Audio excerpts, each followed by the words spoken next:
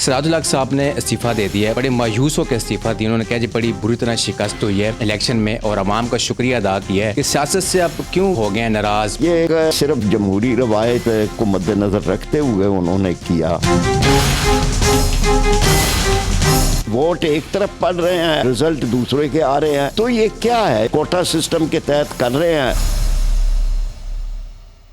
السلام علیکم ناظرین، آپ دیکھ رہے ہیں پروگرام سوال میں ہوں احسن شہزاد. ناظرین آج ہمارے ساتھ موجود ہیں نائب امیر جماعت اسلامی فرید پردہ صاحب. آج ان سے بات کریں گے کہ سراج الحق صاحب نے استعفیٰ دے دیا ہے اور جماعت اسلامی کا اب امیر کون ہوگا. ان سے بات کرتے ہیں. سر مجھے بتائیے گا، سراج الحق صاحب نے استعفیٰ دے دیا ہے، بڑے مایوس ہو کے استعفیٰ دی. انہوں نے کہا جی بڑی بری طرح شکست ہوئی ہے الیکشن میں اور عوام کا شکریہ ادا کیا ہے کہ سیاست سے اب کیوں اتنے یعنی کہ وہ ہو گئے ہیں ناراض، پیچھے ہو گئے ہیں کہ کہتے ہیں نا کہ پریشانی والا حالات بن گئے ان کے. اب تو جیت نہیں پائے، ہم مایوس ہوئے ہیں بار بار تو استعفیٰ دیا. ساتھ ہی جہانگیر ترین صاحب نے بھی استعفیٰ دے دی. کیا جہانگیر ترین صاحب آپ کے ساتھ بیٹھے تو نہیں جا رہے جماعت اسلامی کے ساتھ؟ نیا امیر کون ہوگا جماعت اسلامی کا؟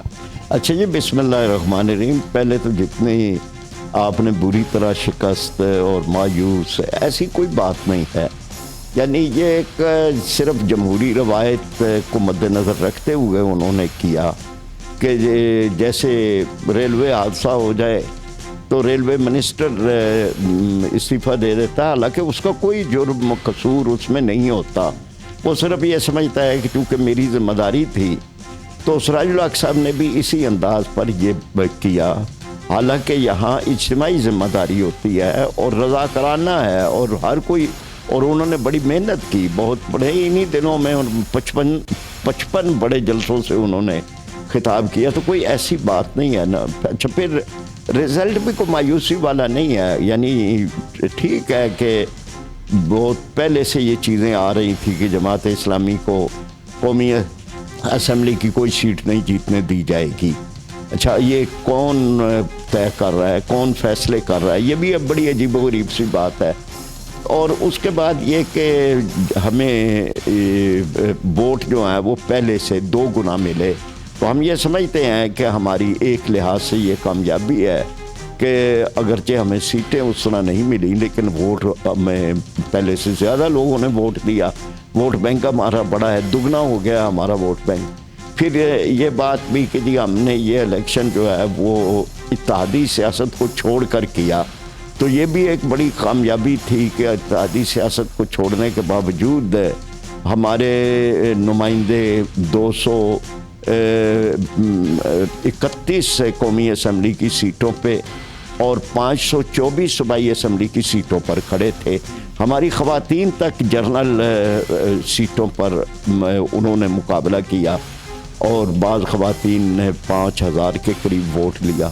تو یہ ایک ایسی چیز ہے کہ جس پہ سراج الحق صاحب نے ایک محض یعنی ایک جمہوری روایت کرتے ہوئے یا اس بات کو محسوس کرتے ہوئے کہ چونکہ ذمہ داری ان کی تھی تو وہ انہوں نے دیا. لیکن اس میں کوئی مایوسی کی بات نہیں ہے. جماعت اسلامی میں یہ پہلو ہوتا ہی نہیں ہے کہ مایوسی کی. جب ہم نے اللہ کے لیے کام کرنا ہے تو اس کے لیے ہر اٹھنے والا قدم جو ہے اس کا آپ کو اجر مل جانا ہے. آپ کے لیے تو کامیابی جو ہے وہ اس وقت ہی شروع ہوگی جب آپ نے ایک اچھے کام کے لیے آپ نکلے اور اس کے لیے آپ نے وقت دیا، اس کے لیے آپ نے قربانی دی، تو آپ تو کامیاب ہو گئے. اس لیے وہ جو چیز تھی اس میں وہ مایوسی نہیں ہے، لیکن بہرحال ایک انہوں نے اس روایت کو آگے بڑھایا ہے. سر حافظ نعیم الرحمان نے بھی پریس کانفرنس بھی کراچی میں اور بڑے یعنی کہ دکھ کے ساتھ پریس کانفرنس دل سے باتیں کر رہے تھے. کہتے ہیں مجھے بہت دکھ ہوا ہے اور جو نتائج آئے ہیں اور نتائج میں دھاندلی کی گئی ہے اور جماعت اسلامی کو ہرایا گیا، ان کی طرف سے رات کو جتایا گیا تھا، کچھ کو پھر ہرایا گیا. جیسے آپ کو پتہ ہے جیسے ہو رہے حالات ہیں اس طرح بنے ہوئے ہیں، تو وہ بھی بڑے مایوس نظر آئے ہیں. وہ کہتے ہیں میں اب کیا کروں، کچھ ہمارے ہاتھ میں رہا ہی کچھ نہیں ہے. لیکن اب ان کا احتجاج ہے، ان کی مایوسی والی بات نہیں ہے. انہوں نے تو بڑے ریکارڈ ووٹ وہاں لیے ہیں. یعنی یہ ہے کہ کل پول ووٹ کا 18% کراچی جماعت اسلامی نے لیا الیکشن میں، صوبائی سیٹوں کو مد نظر رکھا جائے. تو وہاں پر ان کا یہ احتجاج تھا کہ بھئی یہ جو ہے کہ یہ الیکشن الگ رہ گیا ہے، سلیکشن الگ ہو رہی ہے. یعنی ووٹ ایک طرف پڑ رہے ہیں اور رزلٹ دوسرے کے آ رہے ہیں. تو یہ کیا ہے؟ آپ کوٹوں کے تحت، کوٹا سسٹم کے تحت کر رہے ہیں کہ اتنی ایم کیو ایم کو دے دیں، اتنی جماعت اسلامی کو دے کے، یہ کون طے کرے گا؟ یہ عوام نے طے کرنا ہے، ووٹر نے طے کرنا ہے، یا کسی خفیہ طاقت نے طے کرنا ہے؟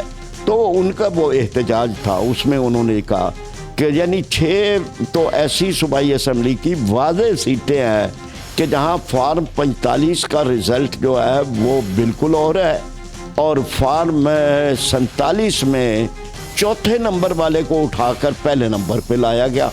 یعنی اگر کسی کے اس میں 1900 ووٹ تھے تو ان کو 29,000 ووٹ دے کر جتا دیا گیا۔ میرے پاس وہ ساری رزلٹ کی تفصیل موجود ہے۔ تو وہاں پہ کراچی میں، یعنی پورے ملک میں یہ ہوا کہ رات کو رزلٹ اور تھے، صبح کو اٹھے تو دنیا بدل گئی تھی، لیکن کراچی میں تو یوں لگتا تھا کہ جیسے پہلے ہی یہ طے کر لیا گیا کہ یہاں بس جو ہم چاہیں گے وہ ہوگا۔ تو یہ ہم چاہیں گے والی چیز پہ انہوں نے پھر احتجاجاً اپنی سیٹ کا بھی استعفیٰ دیا۔ تو یہ استعفیٰ اور تناظر میں ہے، یہ سراج الحق صاحب کا اور تناظر میں ہے، حافظ نعیم الرحمان صاحب کا ایک دوسرے۔ کامران ٹسوری صاحب بھی کہتے ہیں سراج الحق صاحب کہ آپ استعفیٰ اپنا واپس لیں اور دوبارہ سیاست میں آئیں آپ اور ہمارے ساتھ مل کے کام کریں، کیا دوبارہ استعفیٰ؟ کامران ٹسوری صاحب سندھ، لیکن جو ان سے ہی تو شکایتیں ہیں، اس کو تو ایک طرف رکھ لیں۔ سراج الحق صاحب تو بہرحال جماعت میں امیر سے انہوں نے استعفیٰ دیا ہے، جماعت کے کام سے، جماعت کی رکنیت سے، جماعت کی دعوت سے، اس کے پیغام سے، اپنی جد و جہد سے، کسی چیز سے نہیں۔ تو الحمدللہ بڑے پرجوش آدمی اور ہیں۔ تو اس میں ہماری شورا ہو رہی ہے 17 تاریخ کو، اس شورا میں پھر یہ آئے گا، استعفیٰ بھی آئے گا، اور شورا اس کے بعد اس میں جو بھی رائے بنائے گی وہ بھی پھر سامنے آ جائے گی۔ لیکن وہ جو کامران ٹسوری صاحب کہتے ہیں وہاں تو جو کچھ حالات ہیں، یعنی لوگوں نے، کراچی والوں نے جو کچھ مناظر دیکھے ہیں وہاں، جس طرح سے ایک روشنیوں کے شہر کو اندھیروں میں بدل دیا گیا، اور وہاں جو خوشیوں کا ایک شہر تھا وہاں قتل و غارت کے اندر اسے تبدیل کیا گیا۔ تو اب لوگ ڈر رہے ہیں، خوف زدہ ہیں کہ یہ پھر وہی منظر جو ہے وہ دوبارہ آئے گا۔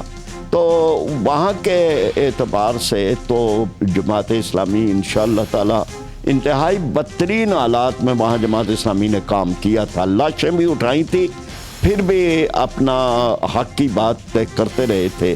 اب تو الحمدللہ کراچی کے عوام ان کے ساتھ ہیں، بلدیاتی الیکشن انہوں نے بڑی شان سے جیتا ہے، وہاں کے ٹاؤن یونین کونسلوں میں یعنی پوری کی پورا 100% سیٹیں انہوں نے جیتی ہیں۔ تو اس لیے وہاں پہ انشاءاللہ تعالی یہ ہے کہ کراچی کی اصل خدمت جماعت اسلامی ہی کرے گی۔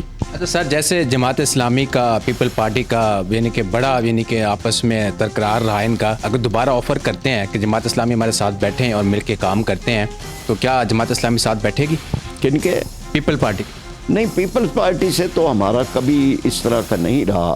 ملک کے معاملات اور ملک کی بھلائی کے لیے ہم نے ہر ایک کے ساتھ ایک تعاون کیا ہے، یا ہر ایک کو تعاون کی دعوت دی ہے۔ قرآن پاک میں ایک اصول ہے کہ تعاونوا علی البر والتقوی ولا تعاونوا علی الاسم والعدوان، یعنی نیکی کے اور بھلائی کے کام پر ہر ایک سے تعاون کرو، اور برائی اور گناہ کے کام پر کسی کے ساتھ تعاون نہ کرو۔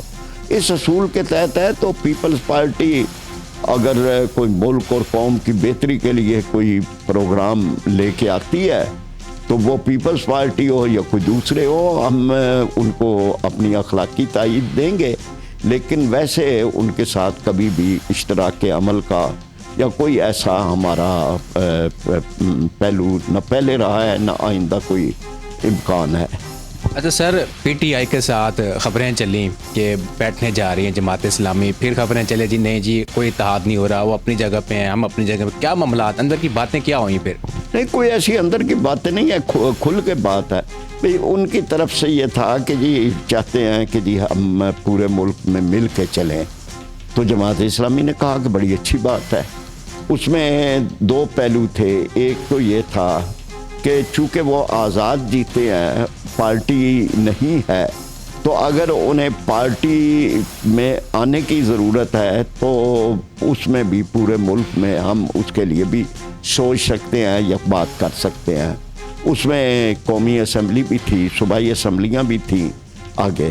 پھر اس کے بعد یہ معاملہ ہوا کہ بعد میں انہوں نے اس کو تبدیل کر دیا. وہاں پر انہوں نے مجلس وحدت المسلمین کے ساتھ کرنے کا اعلان کیا قومی میں, اور صوبائی کی حد تک بھی, یعنی صوبہ خیبر کی حد تک.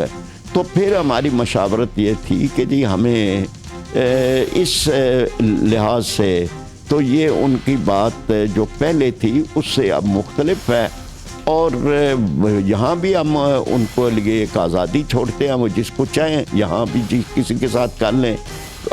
قانونی لحاظ سے تو وہ آزاد رہ کر بھی اپنا گروپ بنا سکتے ہیں, وزیر اعلیٰ, وزیر اعظم سب کچھ کر سکتے ہیں. تو وہ اپنا کرے. اگر ہمارے ساتھ ہوگا تو پھر ہم کچھ اپنی شرائط پہ ہی بات کریں گے, لیکن وہ بات ہی پھر آگے نہیں چلی. مولانا فضل الرحمان صاحب کہتے ہیں کہ الیکشن جس بار ہوئے ہیں اور دھاندلی کی گئی ہے, اور ہم لوگ اپوزیشن میں بیٹھنے جا رہے ہیں, ساتھ ہی ساتھ انہوں نے دونوں بھائیوں کو بھی آفر کروائی اور مشورہ دیا ہے, کلیئر کہا ہے انہوں نے کہ آپ بھی ہمارے ساتھ آ کے بیٹھیں, آپ حکومت میں نہ جائیں, آپ کے لیے نقصان ہوگا. جس کے بارے میں کیا کہیں گے مولانا صاحب کے بارے میں؟ مولانا بڑے قابل احترام ہیں جی. مولانا کبھی یعنی کسی سے خوش ہو جاتے ہیں, کبھی ناراض ہو جاتے ہیں. یعنی ان بھائیوں کے ساتھ وہ خوش بھی بڑے رہے ہیں. تو اب اصل معاملات جو ہیں نا جی, اگر سنجیدگی سے دیکھا جائے تو ملک کے لیے بہت بڑے چیلنجز ہیں. یعنی معیشت ہماری تباہ حال ہے, اور اسی طرح سے ہمارے یعنی خارجہ پالیسی جو ہے اس میں بھی کئی پہلو ایسے ہیں کہ جس سے ہماری ملک کی قومی استحکام کے لیے کئی سوالات اٹھتے ہیں. تو اس ایسے مرحلے پہ جب اس طرح سے آ جائے تو ہر ایک کو کسی نہ کسی درجے میں اپنا کردار ادا کرنا ہے. اگر مولانا کرتے ہیں تو بڑی اچھی بات ہے. جماعت اسلامی اپنا کردار ہمیشہ رکھتی ہے کہ ہم ایک مثبت ملک کو آگے لے جانے کے لیے, پاکستان کو صحیح معنوں میں پاکستان بنانے کے لیے, غربتیں ختم کرنے کے لیے, کرپشن ختم کرنے کے لیے, جاگیردارانہ نظام کو ختم کرنے کے لیے, سودی معیشت کو ختم کرنے کے لیے, یہ قرضوں کی معیشت, یہ کشکول گدائی, اس سے نجات کے لیے تو ہم اپنا ایک کردار ادا کریں گے. وہ ہم اب بھی کریں گے انشاءاللہ تعالی. حکومت کسی کی بھی بنے گی, لیکن ہم اس سلسلے میں متبادل دیتے رہیں گے کہ اگر ہم ہوتے تو ہم اس معاملے کو اس طرح حل کرتے. تو اس میں ہر ایک کو کردار ادا کرنا چاہیے, اور ہم اپنا کردار انشاءاللہ ادا کریں گے. سر, مریم نواز کو وزیر اعلیٰ پنجاب بنانے کی تیاریاں ہو رہی ہیں اور نام آ چکا ہے, اور شہباز شریف کو وزیر اعظم بنانے جا رہے ہیں. کیا مریم نواز پنجاب چلا پائیں گی؟ پہلا تو سوال یہ ہے کہ کیا پاکستان کوئی جمہوری آئینی ملک ہے یا کوئی بادشاہت کا یہاں نظام ہے؟ ایسا معاملہ تو بادشاہتوں میں ہوتا ہے کہ خاندان ہی آگے چلتے ہیں, اور ان میں ہی جو ہے وہ اگلا حکمران ان میں ہی رہتا ہے. تو ایک تو اس میں یہی تاثر ہے کہ کیا پوری پارٹی میں کوئی اور لوگ نہیں ہیں یعنی جو باصلاحیت ہوں, یا پھر یہ ہے کہ ایک ہی خاندان سے لوگ آئیں گے. دوسری بات یہ ہے کہ ماضی میں ایک پورا بیانیہ تھا جس پر الیکشن لڑے گئے کہ جی عورت کو ملک کا سربراہ نہیں ہونا چاہیے. بے نظیر صاحبہ جب تھی تو پورا ایک ان کے خلاف انتخاب اس بنیاد پہ لڑا گیا. تو اب اگر وہ پھر آتی ہیں, ہم تو ہمارا تو اس طرح کا نہیں ہے, لیکن میں یعنی یہ کرنا چاہتا ہوں کہ جن کا یہ تھا, آج وہ چیزیں جو پہلے ماضی میں غلط تھیں وہ آج ٹھیک کس طرح ہو گئی. پھر اس کے بعد اگلا اور اہم ترین پہلو یہ ہے کہ جن چیزوں کی وجہ سے, چاہے وہ مرکز کی حکومت ہو یا صوبائی حکومت ہو, جن کی وجہ سے ملک تباہ و برباد ہو رہا ہے, ان چیزوں کے بارے میں تو کوئی بیانیہ سامنے نہیں آ رہا. بدترین کرپشن ہے, مہنگی ترین بجلی ہے, مہنگی ترین گیس ہے, عام آدمی کو جینا حرام کر دیا گیا ہے, قرضوں کی معیشت ہے, سود کی معیشت ہے. تو اسی طرح سے شاہانہ اخراجات ہیں. کوئی ایک لفظ بھی کبھی ان پارٹیوں کی طرف سے آیا ہے کہ جی یہ ہم ختم کریں گے؟ وہ تو مطلب اسی طرح اگر جاری رہیں گے تو اتنی زنجیروں کے ساتھ جو اور بیڑیوں کے ساتھ جکڑا ہوا ملک کس طرح اٹھے گا؟ آپ اتنے بڑے پیمانے کی کرپشن کر کے اور لوٹ مار کر کے اور شاہانہ اخراجات اور پروٹوکول، پھر اس کے بعد آپ یہ توقع رکھیں کہ پاکستان جو ہے وہ ترقی کر لے، تو ترقی کرنے کے لیے کو بڑے انقلابی اقدامات کی ضرورت ہوتی ہے جس کی کوئی جھلک، معمولی سی بھی رمق وہ نظر نہیں آ رہی۔ مریم نواز نے نعرہ لگایا تھا، شہباز شریف نے نعرہ لگایا تھا، اور نواز شریف نے بھی نعرہ لگایا تھا کہ نون جیتتی اگر تو ہم بجلی فری دیں گے، گیس فری دیں گے۔ چلے وہ تو وہ کہتے ہیں کہ ہاتھ کنگن کو آرسی کیا، کہ اب تو یہ گھوڑا اور یہ گھوڑے کا میدان آپ دیکھ لیں، یعنی یہ تو کوئی ایسی بات نہیں ہے، یہ تو ابھی کل کی بات ہے جو لوگوں کے ذہنوں میں ہے، اور لوگ پوچھیں گے، پھر سوال کریں گے، جس طرح ماضی کی حکومت سے سوال ہوتے رہے کہ آپ نے تو اتنے گھر کہے تھے، اور آپ نے تو اتنی نوکریاں کہی تھی، اور آپ نے اتنی شجرکاری کہی تھی، اور آپ نے اتنے ڈیم کہے تھے، وہ کہاں ہے؟ تو سوال ان سے بھی ہوگا، اور کر دیں تو بڑی اچھی بات ہے جی۔ مطلب یہ ہے کہ پھر تو لوگ کہیں گے کہ جی بھئی آپ نے بڑے وعدے پورے کیے ہیں، تو انتظار کریں گے آپ بھی اور میں بھی، ہم کریں گے۔ بلاول صاحب کہتے تھے کہ پیپل پارٹی اگر میدان میں آتی ہے تو دیوار کے اوپر لکھ دیا ہم لوگوں نے کہ بلاول ہو گئے وزیر اعظم پاکستان۔ اب بلاول کہتا ہے کہ میں دوڑ میں شامل نہیں ہونا چاہتا، وزیر اعظم پاکستان میں نہیں بننا چاہتا۔ لیکن سیاسی طور پر جب انہوں نے مل بیٹھے ہیں تو انہوں نے یہ سمجھا کہ جی ہمیں جو کچھ ایک مشکل سی صورتحال ہے آگے نظر آ رہی ہے، اس میں پارٹنر نہیں بننا چاہیے، ایک سیاسی فیصلہ ہے۔ لیکن اس کے بعد اگلا یہ پتہ چلے گا کہ جی اور ڈیمانڈ لسٹ کیا ہے، کیا صدر بننے کے لیے، سپیکر بننے کے لیے، چیئرمین سینٹ، گورنر وغیرہ، وہ کیا ہے۔ اگر تو وہ ساری چیزیں ہیں تو آپ وزارت میں، یعنی آپ وہ بھی چاہتے ہیں کہ جی اقتدار میں حصے دار بھی بن جائیں، اور جو منفی ایک تاثر بنے اس میں حصے دار نہ بنے، تو یہ تو کوئی ایسی چیز نہیں ہے کہ جس سے یہ سمجھا جائے کہ آپ نے کوئی صحیح فیصلہ کیا۔ پھر یہ کہ وہاں تو صوبہ سندھ میں تو ایک واضح میجارٹی ہے، پیپلز پارٹی نے حکومت بنانی ہے، تو سوال ان سے یہ چلے جائے گا کہ جی آپ بلا شرکت غیرے وہاں پر جب سندھ کو میں آپ ہی حکمران رہے تو سندھ میں آپ نے کیا کیا ہے، وہاں پر کتنا خود لاڑکانہ شہر اس کی جو بری حالت ہے، اور یہ نہیں کہ فنڈ لگے ہیں، فنڈ تو وہاں بے تحاشا لگے ہیں، لیکن حالات انتہائی دگرگوں ہیں۔ سندھ کا آدمی، سندھ کا حاری، سندھ کا نوجوان، سندھ کا مزدور انتہائی پریشان حال ہے۔ شاید پورے ملک میں اتنے حالات خراب نہیں ہیں جتنے سندھ کے اندر ہیں، تو وہ پھر اب یعنی اقتدار کا ہی کھیل وہ کھیلنا چاہتے ہیں، تو اور پھر وہ سندھ وہی محروم رہے گا۔ تو بہرحال ہم دونوں پارٹیوں کو دیکھیں گے کہ کیا انہوں نے کوئی تاریخ سے سبق سیکھا ہے، بظاہر تو نہیں لگ رہا۔ اچھا سر، پیپل پارٹی اور نون لیگ جلسوں میں ایک دوسرے کو بھی الزامات لگائے گئے، بلاول کا آپ نے بھی بیان سنے، پوری دنیا نے بیان سنے۔ پھر جب شہباز شریف اور نواز شریف اکٹھے ہوئے تو انہوں نے کہا جی محتم صاحب کو کال کریں، بلائیں زرداری صاحب کو، پھر بیٹھک ہوئی، سب کچھ ہوا۔ پھر بلاول کا بیان ہے جی اگر ان کی گورنمنٹ آتی ہے نون لیگ کی تو پھر شہباز شریف صاحب اور نواز شریف صاحب پرانی سیاست کریں گے، ملک کا بیڑا غرق کریں گے۔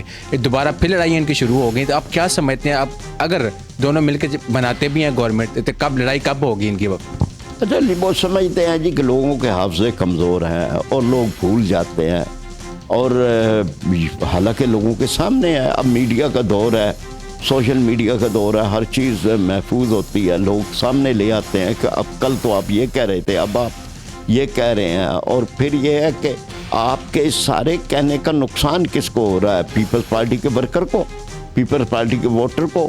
تو آپ یہ دیکھیں کہ آپ کیا یہی سیاست چلانا چاہتے ہیں کہ جو آپ کی مرضی ہے، کبھی آپ راضی کبھی آپ ناراض، یہ سانپ اور سیڑھی کا کھیل ہے، کبھی چار خانے اوپر کبھی نیچے، یہ کیا ہے؟ تو بہرحال سوال اٹھتے رہیں گے، لوگوں کے سامنے، یعنی یہ ہم ووٹر کے سامنے یہ چاہتے ہیں ایک مرتبہ پھر آئے کہ بھائی آپ جب ووٹ دیتے ہیں تو کیوں ان ساری چیزوں کو بھول جاتے ہیں اور پھر 5 سال آپ روتے اور آہوزاری کرتے ہوئے گزارتے ہیں۔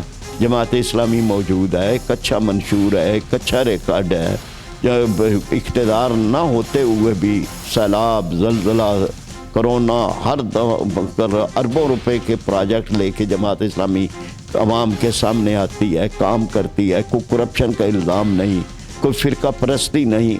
تو یہ ساری چیزوں پہ آپ کبھی کوئی مختلف سوچ کے بھی دیکھیں ووٹر، وہ ایک ہی لکیر کو نہ پیٹتا رہے، وہ کبھی یوں بھی سوچے کہ ان جو لوگوں کے علاوہ بھی لوگ ہیں اور پارٹیاں ہیں اور ان کا کردار ہے، ان کو ووٹ دیں۔ اگر کسی وقت ووٹر نے یہ فیصلہ کیا تو واقعی ملک صحیح حقیقی طور پہ تبدیل ہوگا۔ ناظرین، آپ نے فرید پرزا صاحب کی باتیں سنی اور مجھے دیجیے اجازت۔ اللہ حافظ۔